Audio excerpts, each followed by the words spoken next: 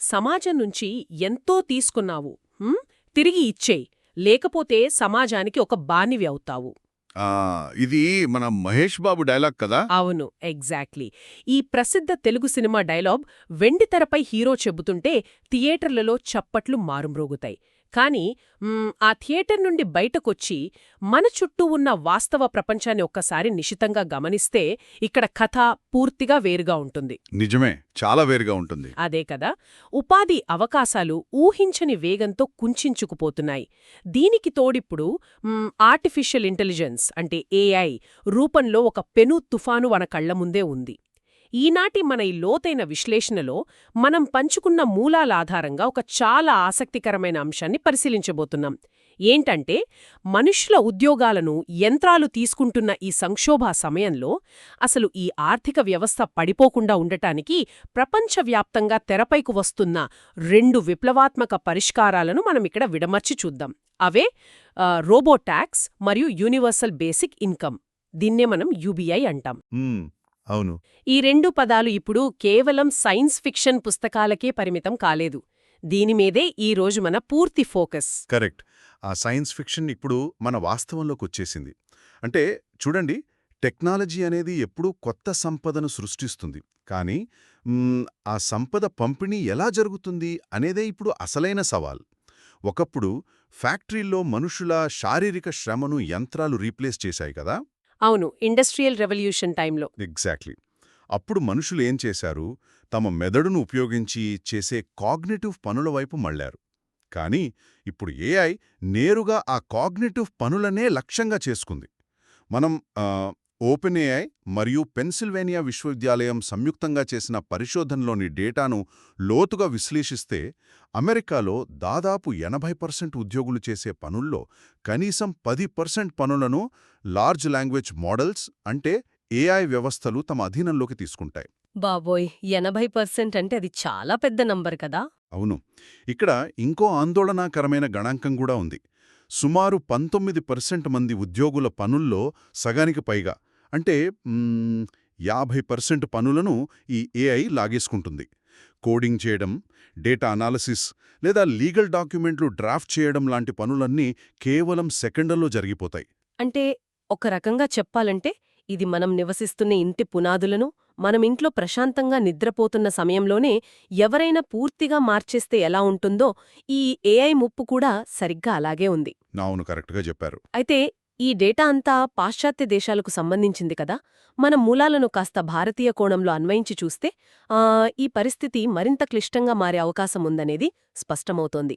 అవును, మన India context కొంచెం డిఫరెంట్. నిజమే. 2035 నాటికి ఏఐ వల్ల భారతీయ జీడీపీకి సుమారు $450 బిలియన్ అదనపు లాభం వస్తుందని అంచనాలున్నాయి. ఇది దేశ ఆర్థిక వృద్ధికి ఒక బూస్టర్ డోస్ లాంటిదే. కాని అదే సమయంలో సుమారు 8.5 కోట్లు అంటే 8.5 కోట్ల ఉద్యోగాలకు ఈ టెక్నాలజీ వల్ల ముప్పు పొంచి ఉంది. 8.5 కోట్లనేది చిన్న నంబర్ కాదసలు. అస్సలు కాదు. ఎందుకంటే భారతదేశంలో అత్యధిక శాతం ప్రజలు అసంఘటిత రంగంలో అంటే ఇన్ఫార్మల్ సెక్టార్లో ఉన్నారు. అలాగే ప్రతి ఏడాది లక్షలాది మంది యువత కొత్తగా కాలేజీల నుండి బయటకు వచ్చి ఉద్యోగ వేటలో పడుతున్నారు. వారు ప్రారంభించే ఎంట్రీ లెవెల్ ఉద్యోగాలైన BPO, basic coding, customer support లాంటి వాటికి ఇప్పుడు యంత్రాల ద్వారా భారీ కోత పడుతోంది. ఇక్కడే ఒక అతిపెద్ద మ్యాక్రో ఎకనామిక్ చిక్కుముడి ఉంది. ఏంటంటే ఏఐ వల్ల కంపెనీల ఉత్పాదకత పెరుగుతుంది, లాభాలు పెరుగుతాయి. ఆ $450 బిలియన్ లాభం కార్పొరేట్ బ్యాలెన్స్ షీట్లలో చాలా స్పష్టంగా కనిపిస్తుంది. కానీ ఈ 8.5 కోట్ల మంది ఉద్యోగాలు కోల్పోతే లేదా కొత్తవారికి ఉద్యోగాలు రాకపోతే వాళ్ళ దగ్గర డబ్బుండదు కదా. కరెక్ట్, వాళ్ల జేబులో డబ్బులుండవు. అదే ప్రజల చేతిలో డబ్బు లేకపోతే ఈ ఏఐ ఉపయోగించి కంపెనీలు ఉత్పత్తి చేసే కార్లు, ఫోన్లు లేదా సేవలను కొనేదెవరు? అసలు మార్కెట్లో డిమాండ్ ఎక్కడి నుంచి వస్తుంది? ఇది ఆర్థిక వ్యవస్థకు ఒక డెత్ స్పైరల్ లాంటిది. Death spiral. అవును. ఉత్పాదన ఉంటుంది కానీ వినియోగం ఉండదు. మరోవైపు ప్రజల ఆదాయం పడిపోతే ప్రభుత్వానికి వాళ్లు కట్టే ఆదాయపు పన్నులు కూడా ఆగిపోతాయి. మరి రోడ్లు, ఆస్పత్రులు నిర్మించడానికి, దేశాన్ని నడపడానికి ప్రభుత్వానికి ఆదాయం ఎలా వస్తుంది? అదే అసలైన ప్రశ్న. ఆ డెత్ స్పైరల్ నుండి బయటపడటానికి సూచిస్తున్న ఒక కొత్త ఆర్థిక యంత్రాంగమే ఈ రోబోట్ ట్యాక్స్. ఇది ఎలా పనిచేస్తుందో ఒక్కసారి విడమర్చి చూద్దాం. ఒక కంపెనీలో ఒక మనిషి చేసే పనిని ఒక రోబో లేదా ఏఐ సాఫ్ట్వేర్ రీప్లేస్ చేసిందనుకుందాం. సరే, ఊహించుకుందాం. ఆ మనిషి ఉద్యోగం చేస్తున్నప్పుడు తన జీతం నుండి ప్రభుత్వానికి కొంత ఆదాయపు పన్ను చెల్లించేవాడు. ఇప్పుడు ఆ మనిషి స్థానంలో యంత్రం వచ్చింది కాబట్టి ప్రభుత్వానికి ఆ పన్ను రాదు కదా. కాబట్టి ఆ రోబోను వాడుతూ మానవ శ్రమను ఆదా చేసి లాభాను గడుస్తున్న కార్పొరేట్ కంపెనీ ఆ మనిషి ద్వారా ప్రభుత్వానికి రావాల్సిన పన్ను మొత్తాన్ని తామే స్వయంగా ప్రభుత్వానికి చెల్లించాలి. ఓహో, అంటే ఆ గ్యాప్ని కంపెనీయే ఫిల్ చేయాలన్నమాట. ఎగ్జాక్ట్లీ. ఈ విధానం ద్వారా ప్రభుత్వ ఆదాయానికి గండిపడకుండా చూసుకోవచ్చు. యూరప్, దక్షిణ కొరియా లాంటి దేశాల్లో ఇప్పటికే దీనిపై చట్టపరమైన చర్చలు మొదలయ్యాయి. మన భారతదేశంలో కూడా నీతి ఆయోగ్ లాంటి సంస్థలు ఈ రోబోట్ ట్యాక్స్ ఆలోచనను లోతుగానే పరిశీలిస్తున్నాయి. ఇదొక లాజికల్ పరిష్కారంగా అనిపించినా దీన్ని అమలు చేయడం వెనుక ఉన్న సంక్లిష్టతను మనం ఖచ్చితంగా అర్థం చేసుకోవాలి. ఒకవేళ ప్రభుత్వాలు ఈ రోబోట్ ట్యాక్స్ విధానాన్ని ప్రవేశపెడితే చట్టాలను తమకు అనుకూలంగా వాడుకోవడంలో ఎక్స్పర్ట్స్ అయిన కార్పొరేట్ సంస్థలు ఖచ్చితంగా అకౌంటింగ్ గారడీలు చేస్తాయి. కేవలం ఆ మనిషి సామర్థ్యాన్ని పెంచుతోందని, అంటే ఆగ్మెంట్ చేస్తోందని వాదిస్తాయి. దీని ద్వారా వాళ్లు ఆ పన్ను పరిధి నుండి తప్పించుకునే ప్రయత్నం చేస్తారు. ఇక్కడే నాకొక ప్రాథమికమైన ప్రశ్న తలెత్తుతుంది. అసలు చట్టపరంగా రోబోట్ అని దేన్నంటారు? అదే పెద్ద చిక్కు. ఒక ఆటోమొబైల్ ఫ్యాక్టరీలో ఇనుమును వంచే ఒక పెద్ద యంత్రాన్ని రోబోట్ అంటారా? అంటే అది అందరికీ అర్థమవుతుంది, ఓకే, అది రోబోట్ అని. కానీ నేనొక సాఫ్ట్వేర్ కంపెనీ నడుపుతున్నాను అనుకుందాం. నా దగ్గర 10 మంది అకౌంటెంట్లు చేసే పనిని ఒకే ఒక కొత్త ఏఐ సాఫ్ట్వేర్ క్షణాల్లో చేసేసింది. అవును, ఇప్పుడు అదే కదా జరుగుతోంది. కరెక్ట్. ఇప్పుడు నేను వాడిన ఆ సాఫ్ట్వేర్ అల్గారిథం ఒక రోబోటా? నేను కేవలం ఒక సాఫ్ట్వేర్ లైసెన్స్ కొన్నందుకు దానిపై ట్యాక్స్ కట్టాలా? ఏది మనిషిని పూర్తిగా భర్తీ చేసింది, ఏది కేవలం మనిషికి ఒక టూల్ లాగా సహాయపడుతోంది అని లెక్కించడం అకౌంటింగ్ పరంగా సాధ్యమయ్యే పనేనా? మీరడిగిన ఈ సాఫ్ట్వేర్ వర్సెస్ హార్డ్వేర్ పన్ను విధింపు అనేది విధాన నిర్ణేతలకు నిజంగానే నిద్రలేకుండా చేస్తున్న అంశం. భౌతికంగా కనిపించే యంత్రాలపై పన్ను వేయడం చాలా సులభం. అవును, అవి కంటికి కనిపిస్తాయి. కానీ క్లౌడ్లో రన్ అయ్యే ఒక అల్గారిథంపై పన్ను వేయడమెలా? అందుకే ఆర్థికవేత్తలు ఒక భిన్నమైన పద్ధతిని సూచిస్తున్నారు. ఏంటంటే, ట్యాక్స్ను ఆ యంత్రం లేదా సాఫ్ట్వేర్ మీద కాకుండా దానివల్ల వచ్చే ఎఫిషియన్సీ గెయిన్స్, అంటే పెరిగిన లాభాల మీద విధించాలి. ఓహో, ప్రొడక్టివిటీ మీద అన్నమాట. ఎగ్జాక్ట్లీ. అంటే ఒక కంపెనీలో ఉద్యోగుల సంఖ్య తగ్గి అదే సమయంలో వాళ్ల ఉత్పత్తి భారీగా పెరిగితే ఆ వ్యత్యాసాన్ని లెక్కించి ఆ అదనపు లాభంపై ప్రభుత్వాలు ఆటోమేషన్ ట్యాక్స్ వేయాలనే ఒక ప్రత్యామ్నాయ ఆలోచన కూడా ఇక్కడ ఉంది. అది కొంచెం ఆచరణ సాధ్యంగా అనిపిస్తోంది. ఏది ఏమైనప్పటికీ మారుతున్న పరిస్థితుల దృష్ట్యా 100 ఏళ్లుగా కేవలం మానవ శ్రమపై ఆధారపడిన పన్నుల విధానాన్ని ఇప్పుడు యంత్రాల సామర్థ్యం వైపు మళ్లించడం మాత్రం అనివార్యమవుతుంది. సరే, ప్రభుత్వాలు ఏదో ఒక మ్యాజిక్ చేసి ఈ చట్టపరమైన లొసుగులన్నీ పూడ్చి ఈ కార్పొరేట్ కంపెనీల దగ్గర నుండి ఏఐ వాడినందుకు లక్షల కోట్ల రూపాయల పన్ను వసూలు చేశాయి అనుకుందాం. సరే, అనుకుందాం. ఆ డబ్బును ప్రభుత్వమేం చేస్తుంది? ట్రెషరీలో దాచిపెడితే ఆర్థిక వ్యవస్థ నడవదు కదా. ఆ డబ్బు తిరిగి ప్రజల చేతిలోకెళ్ళాలి. అప్పుడే వాళ్ళు ఆ ఏఐ తయారు చేసిన వస్తువును మళ్ళీ కొంటారు. అవును, అది సర్క్యులేట్ అవ్వాలి. కరెక్ట్. ఇలా ప్రభుత్వ ఖజానా నుండి డబ్బును నేరుగా ప్రజల జేబుల్లోకి పంపే ఒక అద్భుతమైన మార్గమే మనం ఇప్పుడు చెప్పుకోబోయే ఈ యూనివర్సల్ బేసిక్ ఇన్కమ్, అంటే యూబీఐ. దీని నిర్వచనం చాలా సరళమైనది, కానీ వ్యవస్థను పూర్తిగా మార్చేంత శక్తివంతమైనది. అవును, చాలా పవర్ఫుల్ కాన్సెప్ట్ ఇది. ఒక దేశంలోని ఏ వయోజన పౌరుడికైనా సరే వాళ్ళు పని చేస్తున్నారా లేదా అనే దాంతో సంబంధం లేకుండా, ఏ షరతులు విధించకుండా ప్రభుత్వం క్రమం తప్పకుండా ఒక నిర్దిష్టమైన నగదును నేరుగా వారి అకౌంట్లో వేయడమే ఈ యూబీఐ. ఇక్కడ ఒక చిన్న విషయం స్పష్టం చేయాలి. చెప్పండి.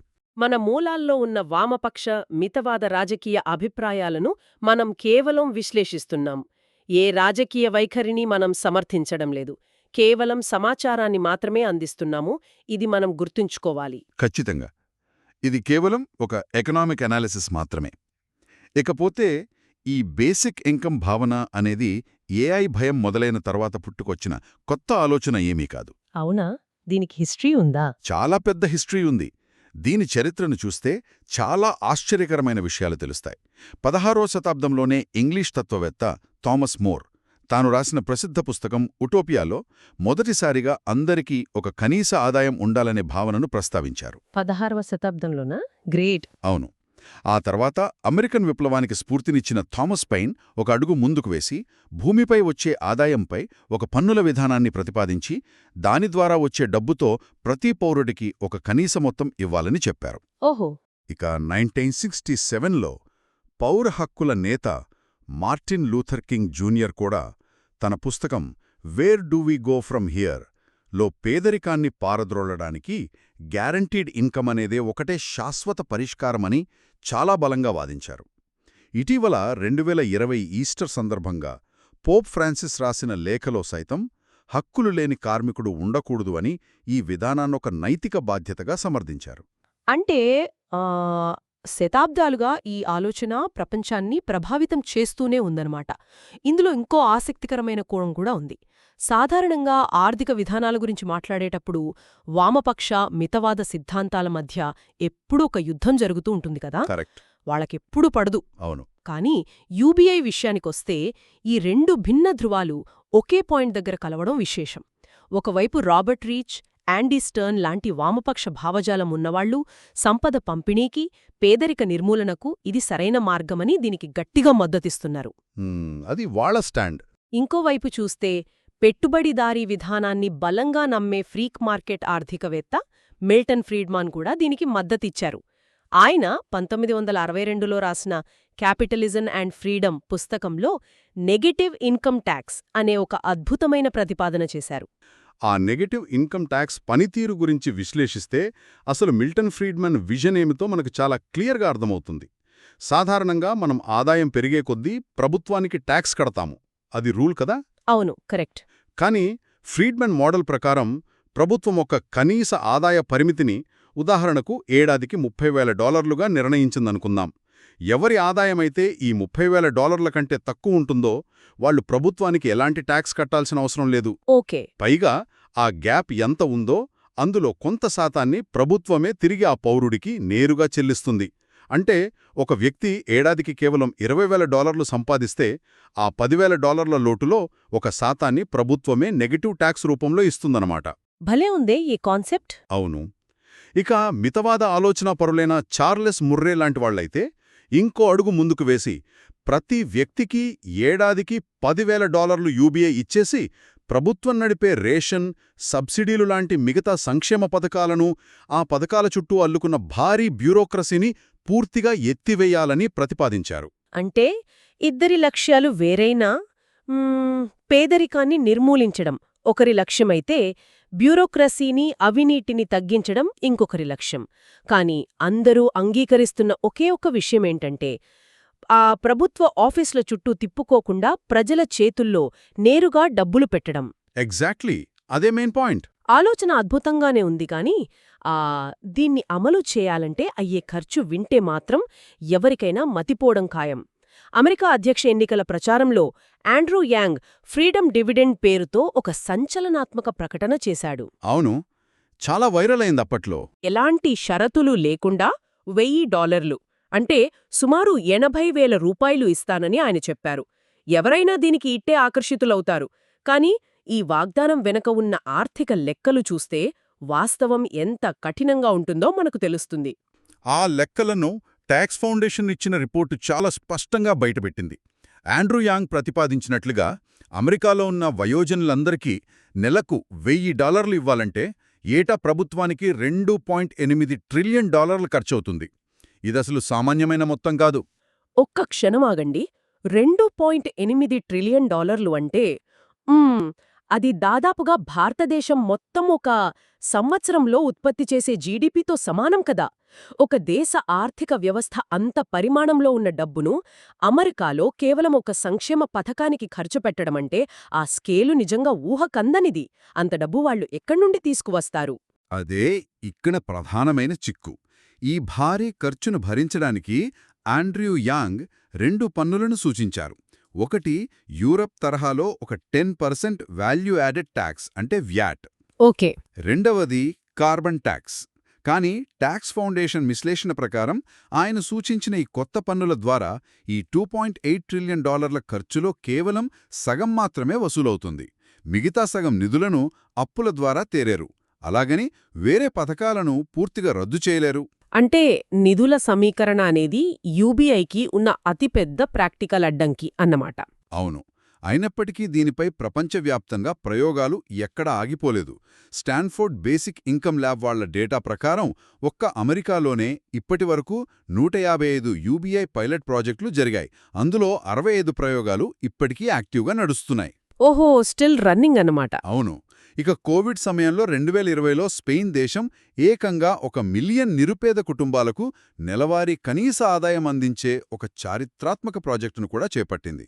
ఈ ప్రాజెక్టులన్నీ ఒక ఎత్తు అయితే ప్యూ రీసెర్చ్ సంస్థ చేసిన సర్వేలో ఒక ఆసక్తికరమైన అంశం బయటపడింది. ఏంటంటే దీనిపై ప్రజల్లో కొంచెం మిశ్రమ స్పందన ఉంది. ఎందుకంటే సమాజంలో ఒక బలమైన వాదన ఎప్పుడూ వినిపిస్తూ ఉంటుంది. జనాలకు ఇంట్లో కూర్చుంటే నెలనెలా ఉచితంగా డబ్బులు వస్తుంటే వాళ్ళు ఆ డబ్బుతో జల్సాలు చేస్తారు తప్ప ఇక పనులకు వెళ్లడం మానేయరు అని. కష్టపడే తత్వాన్ని ఇది నాశనం చెయ్యదా? ఈ వాదన వినడానికి సహేతుకంగానే అనిపించినా దీనికి ఆండ్రూ యాంగ్ ఇచ్చిన లాజికల్ కౌంటర్ ఇక్కడ మనం ప్రస్తావించాలి. ఆయన ఫ్రీడమ్ డివిడెండ్ కింద ఇస్తానన్న ఏడాదికి $12,000 అమెరికా లాంటి దేశంలో కేవలం ప్రాథమిక అవసరాలు అనగా బేసిక్ రెంట్ లేదా ఆహారం కొనుక్కోటానికి మాత్రమే సరిపోతుంది. అవును, అక్కడ కాస్ట్ ఆఫ్ లివింగ్ ఎక్కువ కదా. ఎగ్జాక్ట్లీ. ఆ డబ్బుతో ఎవరూ విలాసవంతమైన జీవితం గడపలేరు. కాబట్టి ప్రజలు పూర్తిగా ఆ యూబీఐ పైనే ఆధారపడి కూర్చోలేరు. తమ జీవన ప్రమాణాలను మెరుగుపరుచుకోటానికి వాళ్లు ఖచ్చితంగా వేరే పని చేసి తీరుతారు. కరెక్ట్, లాజికల్గా ఉంది. ఈ బేసిక్ ఇన్కమ్ చేసే అతిపెద్ద మేలేమిటంటే ఒక మనిషి ప్రాణసంకటమైన పేదరికం నుండి ముందు బయటపడతాడు. రేపు ఉదయం నా పిల్లాడికి అన్నం ఎలా పెట్టాలి అనే భయం పోతుంది వాళ్లకి. ఆ భద్రత చాలా ముఖ్యం. అవును. ఆ భయం పోయినప్పుడు ఆ అబ్సెసివ్ స్థితి నుండి బయటపడి ఏదైనా కొత్త నైపుణ్యం నేర్చుకోవడానికి లేదా ఒక చిన్న వ్యాపారం ప్రారంభించడానికి ఈ డబ్బు ఒక ఆర్థిక పునాదిలాగా, ఒక సేఫ్టీ నెట్లాగా పనిచేస్తోందని ఈ ప్రయోగాల డేటా చెబుతోంది. అంటే ఇది మనుషులను బద్ధకస్తులను చేయడం కాదు, రిస్క్ తీసుకోవడానికి వాళ్లకొక ధైర్యాన్ని ఇవ్వడమన్నమాట. సరే, ఇదంతా పాశ్చాత్య దేశాల లెక్కలు, వాళ్ల ఆర్థిక వ్యవస్థలు. మరి మన భారతదేశ పరిస్థితి ఏమిటి?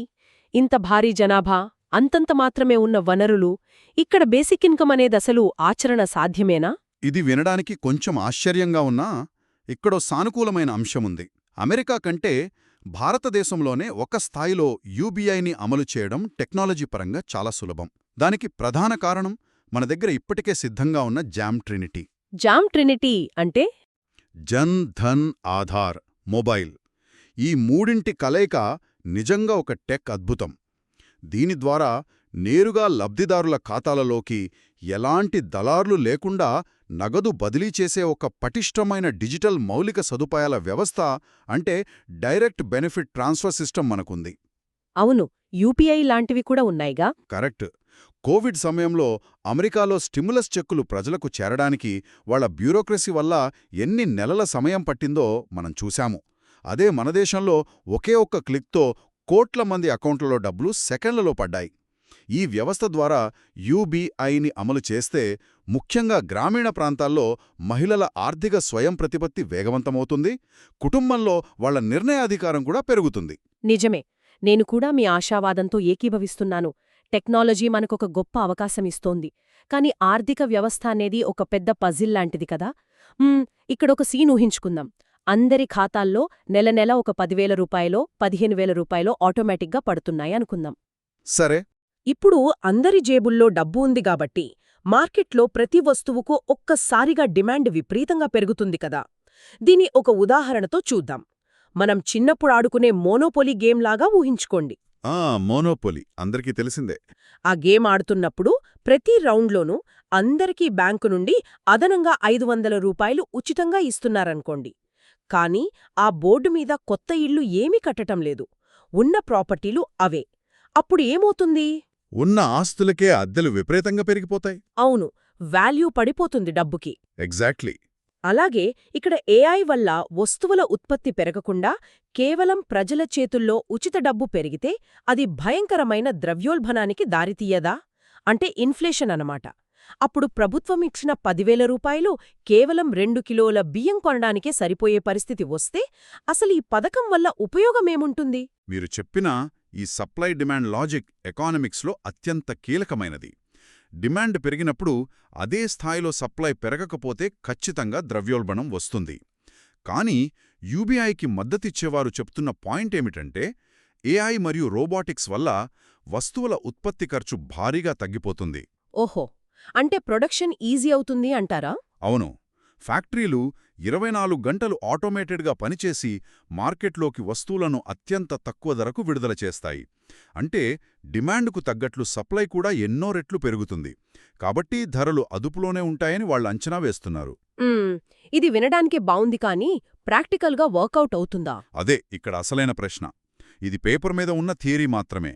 వాస్తవంలో లాజిస్టిక్స్ దెబ్బతింటే మీ మొనోపోలీ గేమ్లాగే ధరలు ఆకాశాన్ని అంటుతాయి. ఇక దీనికి తోడు మనం ఇందాక మాట్లాడుకున్న రోబోట్ ట్యాక్స్లో ఇంకో ప్రమాదం కూడా దాగి ఉంది. ఏంటది? ఒకవేళ ఏఐ వాడే కార్పొరేట్ కంపెనీలపై మన దేశంలో ఎక్కువ పన్నులు వేశారనుకోండి, ఆ ట్యాక్సులు తక్కువగా ఉండే మరొక దేశానికి ఆ సంస్థలు తమ వ్యాపారాలను తరలించే ముప్పు కూడా ఉంటుంది. దీన్నే మనం కార్పొరేట్ ఫ్లైట్ అంటాం. తద్వారా మన దేశానికి రావాల్సిన పెట్టుబడులు ఆగిపోతాయి. కాబట్టి ట్యాక్స్ విధించడమనేది ఒక సున్నితమైన సమతుల్యతతో కూడుకున్న వ్యవహారం. చాలా బ్యాలెన్స్డ్గా అడుగులు వేయాలి. సో ఈ లోతైన విశ్లేషణ ద్వారా మనకర్థమవుతున్న విషయం ఒకటే, ఏంటంటే వ్యవస్థలో సాంకేతిక మార్పులు కేవలం కంప్యూటర్లకో యంత్రాలకో పరిమితం కావు. ఈనాటి మన చర్చలోని 3 ప్రధాన అంశాలను క్రోడీకరిస్తే, మొదటిది, ఏఐ వల్ల రాబోయే దశాబ్దంలో అపారమైన ఉద్యోగాల ముప్పు, అదే సమయంలో భారీ సంపద సృష్టి జరగబోతోంది. అవును. రెండవది, ఆ సృష్టించబడిన అదనపు సంపద కార్పొరేట్ల వద్దే నిలిచిపోకుండా దానిని వెనక్కి రప్పించడానికి రోబోటాక్స్ లేదా ఎఫిషియన్సీ ట్యాక్స్ లాంటి కొత్త పన్నుల విధానం ఖచ్చితంగా అవసరం. ఇక మూడవది, అలా వసూలైన డబ్బు ద్వారా ప్రతి పౌరుడికి కనీస ఆర్థిక భద్రతను కల్పించే యూనివర్సల్ బేసిక్ ఇన్కమ్.